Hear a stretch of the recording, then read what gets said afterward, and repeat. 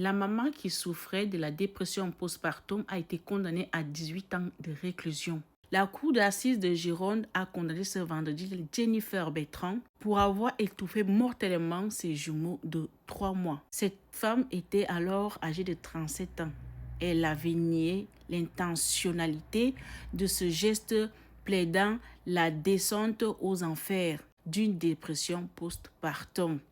Cette peine est assortie d'une mesure de suivi socio-judiciaire avec obligation de soins pendant au moins 7 ans, comme l'avait également requis l'avocat général.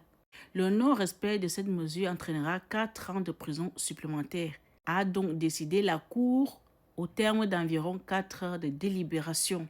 Cette femme de 37 ans a reconnu avoir, le 19 décembre 2022, au nord de Bordeaux, Gironde, posé des doudous sur le visage de ses filles, Ambre et Emma, pendant plusieurs minutes d'affilée. Jennifer Bertrand a alors affirmé qu'elle voulait les apaiser, les calmer un moment pour les coucher calmement et non les tuer. Elle a ainsi nié.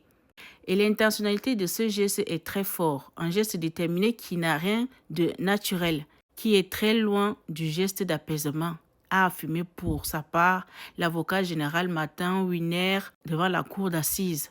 On peut se demander si ce doudou posé sur le visage des nourrissons n'avait pas pour objet caché sur leur visage et de ne pas affronter le regard de ses filles.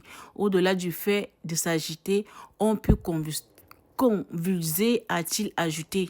Pour ceux qui n'ont pas compris, Jennifer Bertrand avait pris les doudous des bébés pour les poser sur le visage et ainsi éviter le regard de ses nourrissons qu'elle était en train d'étouffer afin d'éviter le regard de convulsion, les yeux qui deviennent rouges.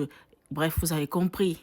Jennifer dit qu'elle les aime énormément, que ses enfants étaient importants, qu'elle ne peut plus vivre, elle est en dépression continue, que leur absence est vraiment l'enfer pour elle.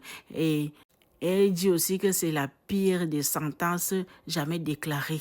Avant le jugement, les psychiatres ont dû intervenir devant les juges et ont ainsi déclaré. Ils ont demandé aux jurés d'écarter l'abolition du discernement, mais d'en retenir l'altération, la mère étant alors accaparée par ses souffrances personnelles, épuisée, atteinte d'une anxiété massive, incapable de supporter les pleurs de ses enfants.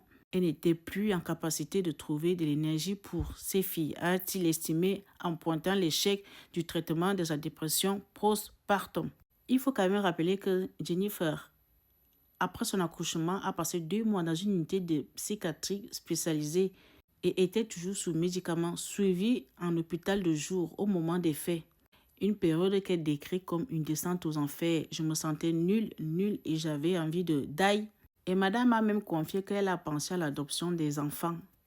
Bref, la quête est longue. Pour finir, elle doit se soigner. Le père de famille, lui, était absent au moment du drame. Il avait été entendu par les enquêteurs après ce double infanticide. Les fillettes étaient les premiers enfants du couple qui vivaient ensemble. Il serait important de rappeler aux hommes que quand une femme rentre de l'hôpital, accouche, elle a besoin de vous. Et vous êtes responsable de ses émotions, de son sentiment. Si ça ne va pas, vous êtes en droit d'appeler les urgences pour la faire interner le plus rapidement possible.